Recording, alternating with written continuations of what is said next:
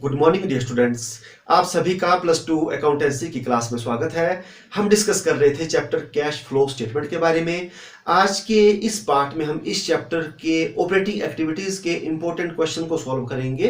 तो देखते हैं क्वेश्चन फर्स्ट है calculate cash flow from operating activities from the following information. आपको प्रॉफिट एंड लॉस अकाउंट दिया है 31 मार्च 2018 का। तो सबसे पहले हम देखते हैं डेबिट साइड में हमारे को दिया है cost of goods sold 12,50,000, salary 50,000 rupees की है, rent 40,000 rupees, selling expenses 90,000 rupees के हैं, डेप्रिसिएशन 1,30,000 रुपीज का है, loss on sale of machinery 30,000 rupees, goodwill written off दिया है 20,000 रुपीज की और इनकम टैक्स पेड 55,000 के हैं। नेट प्रॉफिट गिवन है 3,50,000। इस तरह डेबिट साइड का जो टोटल दिया है 20,15,000। अब हम चलते हैं क्रेडिट साइड में। सबसे पहले दी हुई है सेल्स 20 लाख रुपीस की एंड सेकंड दिया है इंटरेस्ट रिसीव्ड 15,000 रुपीस का। इस तरह जो टोटल दिया है क्रेडिट साइड का वो भी दिया है 20,15,000। इसके साथ साथ आपको अदर इंफॉर्मेशन भी गिवन है, वो दी हुई है 31 मार्च 2018 की फर्स्ट कॉलम और सेकंड कॉलम है 31 मार्च 2017 का। तो यहां पर भी आपको कंफ्यूजन क्रिएट करने के लिए 18 जो है पहले दिया है, 17 क्या दिया है बाद में। तो सबसे पहले आपने ईयर भी देखनी है। तो आपको डेटर्स दिए हैं 18 में 3 लाख के और 17 में है 2,50,000। क्रेडिटर्स दिए हैं 18 में 1 लाख के और 17 में दिए हैं 1,15,000 रुपीज के और स्टॉक आपको 18 में दिया है 2,30,000 एंड 17 में दिया है 1,60,000 रुपीज का और लास्ट में आपको आउटस्टैंडिंग सैलरी दी है 18 में 8,000 एंड 2017 में दिए हैं 5,000। तो आपको बोला हुआ है कि ऑपरेटिंग एक्टिविटीज से कितना कैश आया उसको आप बताओ। तो हम इसको दो तरीके से कर सकते हैं, एक डायरेक्ट मेथड है, एक इनडायरेक्ट मेथड है। तो जो पिछले वीडियो थे उसमें मैंने डायरेक्ट और इनडायरेक्ट मेथड के बारे में डिटेल में बता दिया था। तो आज मैं न्यूमेरिकल दोनों मेथड से आपको कराऊंगा। तो सबसे पहले मैं आपको बताता हूं डायरेक्ट मेथड से। तो डायरेक्ट मेथड से आपको मैंने फॉर्मेट बताया था। तो हम सबसे पहले ए पॉइंट निकालेंगे कि कैश कितना रिसीव्ड हुआ कस्टमर से। तो cash received from customer, customer से कितना कैश रिसीव हुआ वो हम लिखेंगे। और B point cash paid to supplier and employee, cash paid to supplier and employees, कितना हमने पेड किया। फर्स्ट में से सेकंड को हम जब लेस करेंगे तो हमारे पास क्या आएगा, cash generated, cash generated from operating activities.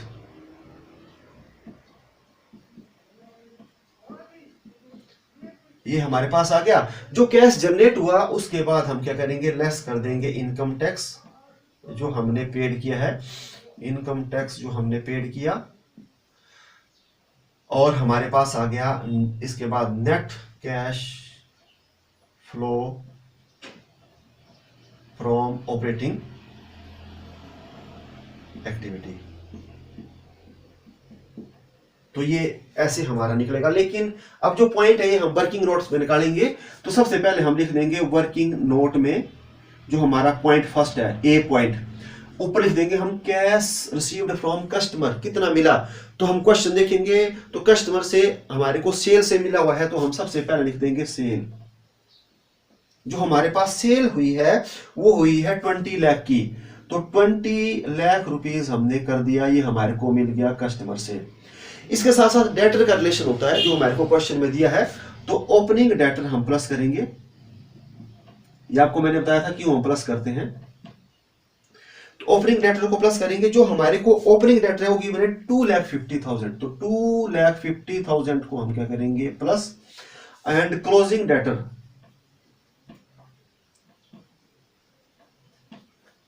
इनको हम माइनस करेंगे। तो क्लोजिंग डेटर हमारे पास गिवन है 3 लाख रुपीस के, तो 3 लाख क्या हो जाएगा माइनस एंड 250 हो जाएगा प्लस, तो हमारे पास आ गया ये 19,50,000 रुपीस। क्योंकि 3 हमारा माइनस में है, 250 तो 50 इसमें लेस होंगे, तो 90,50,000 तो हमारा ए पार्ट आ गया। तो हमारे को इस क्वेश्चन के मुताबिक 19,50,000 रुपीस ये कैश रिसीव्ड हुआ है। अब हम जो है निकालेंगे वर्किंग नोट दूसरा, जो बी पॉइंट है हमारा, कि कैश पेड हमने कितना किया। तो हम क्या करेंगे, सबसे पहले देखेंगे कॉस्ट ऑफ गुड्स सोल्ड। तो कॉस्ट ऑफ गुड्स सोल्ड हमारे पास कितनी दी हुई है, कॉस्ट ऑफ गुड्स सोल्ड, ये हमने पेड किया है, जो हमारे सप्लायर हैं 12,50,000 रुपीज, 12,50,000 रुपीज ये हमने पेड किया। इसके बाद हम इसमें ऐड कर देंगे ऑपरेटिंग एक्सपेंसेस, ऑपरेटिंग एक्सपेंसेस। तो ऑपरेटिंग एक्सपेंसेस जो बिजनेस को ऑपरेट करने में लगे हैं, तो इसमें salary, rent and selling expenses है, जो हमारे को अमाउंट दिया है सैलरी का 50,000 रुपीज। इसके बाद हमारे को रेंट का दिया है 40,000 रुपीज, और थर्ड नंबर पे दिया है हमारे को सेलिंग एक्सपेंसेस 90,000 रुपीज। तो ये 3 ऑपरेटिंग एक्सपेंसेस है, इसके बाद नॉन ऑपरेटिंग दिए हैं। तो जब हम इनको प्लस करेंगे तो 1,80,000 रुपीज हमारे हो गए ऑपरेटिंग। तो इनको हम ऐड कर देते हैं, तो 0 0 0 0 8 5 13 2 3 और 1 4 और 1 14,30,000 रुपया ये हमारा आ गया, जो हमने पेड किया। इसके बाद अब हम देखते हैं जो हमारे को अदर इंफॉर्मेशन है, तो उसमें एक क्रेडिटर्स, एक स्टॉक और एक आउटस्टैंडिंग सैलरी इन रिलेशन से है। तो हम क्या करेंगे कि जो हमारे पास ओपनिंग क्रेडिटर्स हैं, इनको हम क्या कर देंगे, ऐड कर देंगे ओपनिंग क्रेडिटर्स, ऐड कर देंगे हम ओपनिंग आउटस्टैंडिंग, क्या दिया हमारे को, आउटस्टैंडिंग सैलरी, इनको ऐड कर देंगे। और इसके साथ साथ हम जो है क्लोजिंग जो स्टॉक दिया हुआ है उसको हम ऐड करेंगे। क्यों ऐड करेंगे, आपको मैंने पहले समझाया हुआ है। तो सबसे पहले हम ओपनिंग जो क्रेडिटर्स हैं, तो ओपनिंग क्रेडिटर्स हमारे को दिए हैं 1,15,000 रुपए के, तो 1,15,000 हम ऐड कर देंगे। इसके बाद ओपनिंग जो आउटस्टैंडिंग सैलरी दी हुई है 5,000, इसको भी हम जो है ऐड कर देंगे। और इसको ऐड करने के बाद हमारे पास जो क्लोजिंग स्टॉक है वो हमारे को दिया है 2,30,000, तो 2,30,000 रुपीज को भी क्या कर देंगे हम, ऐड करने के बाद देखते हैं हमारे पास क्या आता है, 0 0 0 5 और 5 10 3 4 5 6 7 और 1 8 और 4 5 6 7 और ये हमारे पास हो गया 17,80,000 रुपया हमारे पास ये आया। अब इसके बाद अब हम क्या करेंगे, लेस कर देंगे closing creditors and closing outstanding salary. इसके साथ साथ अब ओपनिंग आएगा, ओपनिंग स्टॉक, ये हम क्या कर देंगे, लेस। तो क्लोजिंग जो क्रेडिटर्स हैं वो हमारे को दिए हैं 1 लाख रुपीस के, 1 लाख के लेस होंगे। और हमारे को आउटस्टैंडिंग सैलरी दी है क्लोजिंग 8,000 रुपीज की, तो 8,000 भी क्या हो जाएगा, ये लेस। इसके साथ साथ जो स्टॉक दिया है ओपनिंग वो दिया है 1,60,000 रुपीज, 1,60,000 रुपीज, तो ये क्या हो जाएंगे, माइनस। तो माइनस कितना होगा, 2,68,000, तो 2,68,000 ये क्या हो जाएगा, ये लेस हमारे पास हो जाएगा। अब हम देखते हैं हमारे पास कितना आया, 0 0 0 10 में से 8 गया 2 और यहाँ पर बच गया 7, 7 में से 6 गया 1 और 7 में से 2 गया 5 और यहाँ हो गया 1, तो 15,12,000 हमारे पास बी पॉइंट आ गया, जो हमने पेड किया है सप्लायर को और एम्प्लॉइज को। तो हम यहाँ लिख देते हैं 15,12,000। अब इनको लेस करते हैं, 0 0 0, अब आप यहाँ पर 10 हो गया 2 8, 4 में से 1 गया 3 और 9 में से 5 गया 4, तो 4,38,000 ये हो गया cash generated from operating activities. अब हमने टैक्स कितना पेड किया है, टैक्स पेड किया है 55,000, तो 55,000 हम जो है लेस करेंगे। और लेस करने के बाद 0 0 0 8 में से 5 गया 3 और 13 में से 5 गया 8 और यहाँ रह गया 3, तो 3,83,000 रुपीज ये हमारे पास आ गया cash flow from operating activities direct method से। तो डायरेक्ट मेथड से हमने इसको कर दिया सॉल्व। अब हम जो है इसको सॉल्व करते हैं, जो दूसरा मेथड है इनडायरेक्ट मेथड। तो इनडायरेक्ट मेथड से भी हमारा इतना ही जो आंसर आएगा, तो अब मैं आपको बताता हूं इनडायरेक्ट मेथड से। तो इनडायरेक्ट मेथड से हमने किस तरह इसको सॉल्व करना है। तो इनडायरेक्ट मेथड तो यहां पर लगा देते हैं लाइन में।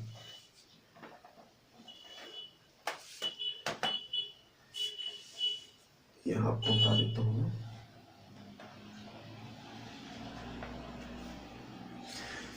तो इस तरफ हम करते हैं। तो सबसे पहले हम यहां पर लिखेंगे वैसे पर्टिकुलर जैसे यहां लिखा है और रुपीस, और ऊपर हम वैसे लिख देंगे cash flow from operating activities. तो सबसे पहले हम जो है स्टार्ट करेंगे नेट प्रॉफिट से, नेट प्रॉफिट और बिफोर टैक्स। बिफोर टैक्स हमारे पास नेट प्रॉफिट कितने हैं। तो नेट प्रॉफिट हमारे को दिए हुए हैं 3,50,000 रुपए के, जबकि इसमें नेट प्रॉफिट जो टैक्स है वो लेस कर दिया, तो हम इसको ऐड कर देंगे तब बनेगा बिफोर। तो हमारे को जो टैक्स है वो दिया है क्वेश्चन में 55,000 रुपीज का। तो जब हम इसको प्लस करेंगे तो 3,50,000 में 55 आ गए तो 4,05,000 ये हमारे पास आ गया नेट प्रॉफिट बिफोर टैक्स। अब इसमें हम नॉन फंडेड और नॉन कैश आइटम को क्या कर देंगे, ऐड कर देंगे। अब हम देखेंगे तो सबसे पहले क्या है, गुडविल रिटर्न ऑफ जो आपने किया हुआ है। तो ये कितना अमाउंट का दिया, 20,000। तो 20,000 रुपीज इसमें ऐड हो जाएगा। इसके साथ साथ loss on sale of machinery ये भी ऐड हो जाएगा, loss on sale of machinery इसको हम ऐड कर देंगे। ठीक है, ये भी आपके नॉन ऑपरेटिंग एक्सपेंसेस है। 30,000 रुपीज की आपको यहाँ पर गिवन है क्वेश्चन में वैल्यू।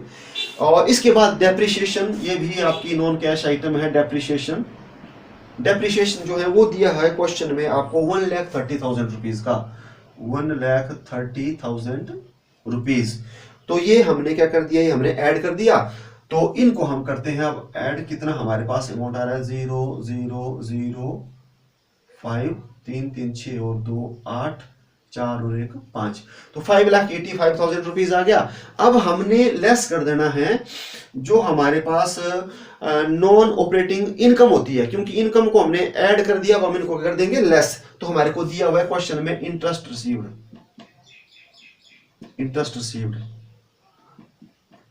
तो इंटरेस्ट रिसीव को हम लेस कर देंगे, जो हमारे को दी है 15,000 रुपीज की। तो कितना आ गया, 0,0,0,0, 8 में से 1 गया 7, तो 5,70,000 ये हमारे पास आ गए operating profit before working capital charges.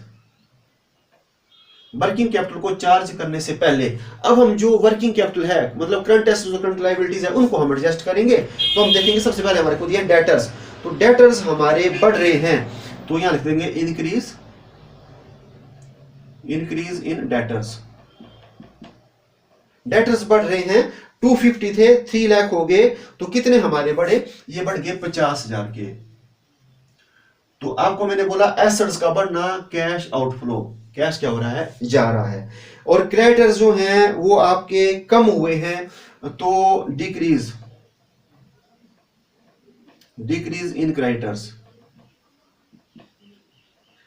में कमी आई है, क्योंकि 1,15,000 थे, अब 1 लाख रहे। तो 15,000 जो हैं हम क्या कर देंगे, लेस, इनकी हमने पेमेंट कर दी है, भी लेस हो जाएगा। इसके बाद ये है स्टॉक। तो स्टॉक जो है वो था पहले 160, फिर हो गया 230, तो ये भी इंक्रीज हो रहा है, इंक्रीज इन स्टॉक। तो जब स्टॉक का बढ़ना, हमने खरीदा स्टॉक, तो कैश क्या हो गया, चला गया आउटफ्लो, तो हम लेस करते हैं। तो 230 में से गया 60, 7 6 13, 70,000 रुपए का हमारा यहां पर कैश का आउटफ्लो हो गया इस एक्टिविटीज में। लास्ट में दी है आउटस्टैंडिंग सैलरी। तो ये क्या हो रहा है, इंक्रीज। तो increase in outstanding salary increase हो रहे हैं। इसका मतलब हमारे पास कैश आया हुआ है। तो कितना आया, 3,000 रुपीज। तो ये हमारा हो जाएगा ऐड। ठीक है, तो अब हम इसको सॉल्व करते हैं। तो हमारे पास यहाँ पर है 5,70,000 और 3, ये हो गया 5,73,000 रुपया। प्लस प्लस को हम अलग कर देते हैं और माइनस को अलग करते हैं। तो माइनस हमारे पास आ गया 0,0,0 और यहाँ आ गया 5, 7 5 12 और 1 13। इनको लेस करते हैं 0 0 0 8 5 13 और यहाँ पर बच गए हैं 6 में से 3 गया 3 और 4,38,000। जब हम इसको सॉल्व करेंगे तो हमारे पास आ गया 4,38,000 रुपया। तो ये हमारे पास आ गया cash generated from operating activities. तो ऑपरेटिंग एक्टिविटी से कैश हमारे पास जनरेट हुआ 438। तो देखो 438 ये डायरेक्ट मेथड से, ये आपको इनडायरेक्ट मेथड से बता दिया। अब हम क्या करेंगे, लेस कर देंगे टैक्स। टैक्स हमारे को कितना दिया है 55,000 रुपीज का, और जब लेस करने के बाद हमारे पास आ जाएगा 3,83,000 रुपीज। ये हमने निकाल लिया net cash flow from operating activities.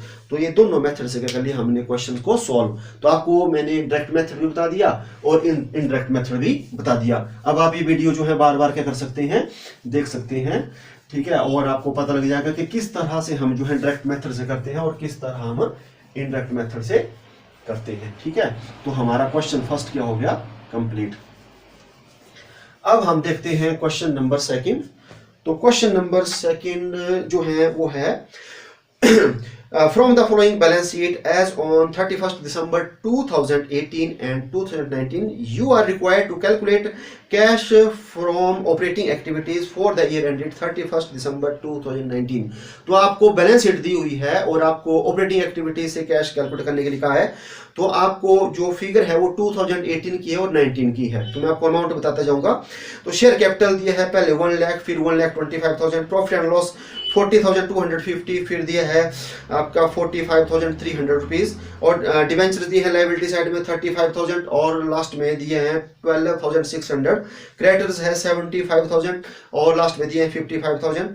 Provision for taxation है 15,000 और लास्ट में दिए हैं 17,500। इस तरह लाइबिलिटी साइड का जो टोटल है 2018 का है 2,65,250 और 19 का है 2,55,400। अब चलते हैं एसेट साइड में। तो बिल्डिंग हमारे को दी है 1 लाख की, फिर 95,000, प्लांट है 75,000 और 84,500 का। इसके साथ साथ जो स्टॉक है वो हमारे को दिया हुआ है 50,000 और 37,000 रुपीज का। इसके साथ साथ जो डेटर्स हैं वो 40,000 के हैं और 32,100 के हैं, और इसके साथ साथ हमारे को कैश दिया है 250 और 2,800 का है, और बैंक 18 में कुछ नहीं है और हमारे को 19 में दिया है 4,000। इस तरह टोटल जो है एसेट साइड का वो भी है 2,65,250 18 का, और 19 में है 2,55,400।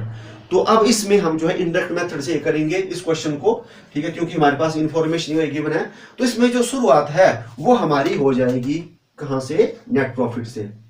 तो हम देखेंगे हमारे को प्रॉफिट कितने दिए हुए हैं। तो देखो क्वेश्चन में हमारे को प्रॉफिट एंड लॉस 2018 एंड 2019 में दिए हैं। 18 में दिए हैं हमारे पास 40,250 और 19 में हमारे को दिए हैं 45,300 रुपीज। तो अब कितना इंक्रीज हो रहा है, ये हो रहा है इंक्रीज 5,050। जब हम इसमें से इसको लेस करेंगे तो जो प्रॉफिट ड्यूरिंग द ईयर हुए वो हुए इतने। तो हम लिख देंगे यहां पर नेट प्रॉफिट। तो नेट प्रॉफिट हमारे पास कितने हो गए, ये क्वेश्चन के मुताबिक 5,050। ठीक है, अब हमारे को एक तो करंट लायबिलिटीज भी दी हुई है, करंट एसेट्स दी है, लेकिन हमारे को दिया है बड़ी इंपॉर्टेंट बात यहां पर प्रोविजन फॉर टैक्सेशन। तो आपको मैंने बोला था कि पिछले साल का हम पेड कर देते हैं और इस साल का मेड हो जाता है, और जो मेड होता है उसको हम क्या करते हैं इस नेट प्रॉफिट में ऐड कर देते हैं। तो हम कर देंगे सबसे पहले ऐड टैक्स मेड जो है वो इस साल का। तो इस साल का हमारे को कितना दिया हुआ 17,500। तो 17,500 हम क्या कर देंगे इसमें ऐड कर देंगे। तो हमारे पास कितना आ गया, अब 5 7 और 5 कितना हो गया 12 और 1 और 1 2। तो 22,500 हमारे पास ये आ गए प्रॉफिट टैक्स से पहले। अब हम जो है करंट एसेट और करंट लायबिलिटीज को एडजस्ट करेंगे, बाकी और नहीं। तो यहाँ पर हमारे को क्रेडिटर्स दिए हैं। तो क्रेडिटर्स हमारे को दिए हैं 75,000, फिर रह गए 55,000। तो इसका मतलब जो हमारे क्रेडिटर्स हैं वो क्या हो गए, वो डिक्रीज हो गए। तो डिक्रीज इन क्रेडिटर्स। तो क्रेडिटर्स में कमी का आना, इसका मतलब हमने पैसे दे दिए। तो 75,000 से 55 करेंगे लेस तो कितना आ गया 20,000 रुपीज। तो 20,000 रुपीज हमारा क्या हो गया, कैश का आउटफ्लो, क्योंकि हमने पेमेंट कर दी। अब हम चलते हैं एसेट साइड में। तो हमारे को दिया है स्टॉक। तो स्टॉक जो है पहले 50 का था, फिर रहेगा 37,000 का। इसका मतलब डिक्रीज हुआ, डिक्रीज इन स्टॉक। स्टॉक में कमी आती है, इसका मतलब हमने बेचा, हमारे पास कैश आ गया। तो कितना आया, 50,000 में से 37 को लेस करेंगे तो 13,000 रुपीज का। तो 13,000 रुपीज का कैश का क्या हो गया हमारे पास, इनफ्लो। तो इनफ्लो हम इसको ओपन एंड देंगे और आउटफ्लो को हम भी दिन बैक करेंगे। अब डेटर्स दिए हैं, डेटर हमारे पास 40,000 के थे और अब रह गए 32,100। तो ये भी डिक्रीज हुए, डिक्रीज इन डेटर्स। इसका मतलब डेटर्स ने हमारे को पेमेंट कर दी।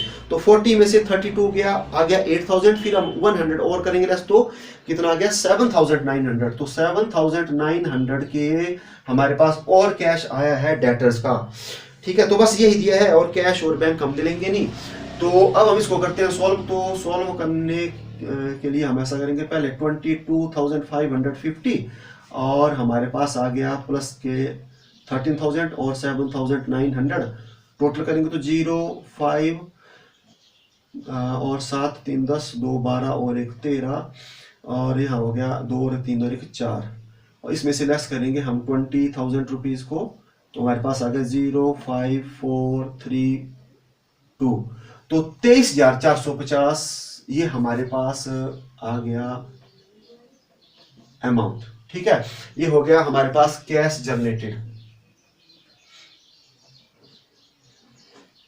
Generated from operating activities. इसके बाद अब हम क्या करेंगे, टैक्स पेड करेंगे। तो लेस कर देंगे हम जो टैक्स पेड है। तो आपको मैंने बोला कि पिछले साल का पेड कर देते हैं। तो मेरे को 18 का दिया हुआ है 15,000, तो 15,000 हमने क्या कर दिया, पेड। तो इसको हम लेस कर देंगे 15,000 रुपीज, और 0 5 4 और 8 5 13, तो 8,450 ये हमारे पास आ गया cash flow from operating activities. तो ये हमारा क्वेश्चन क्या हो गया, कंप्लीट।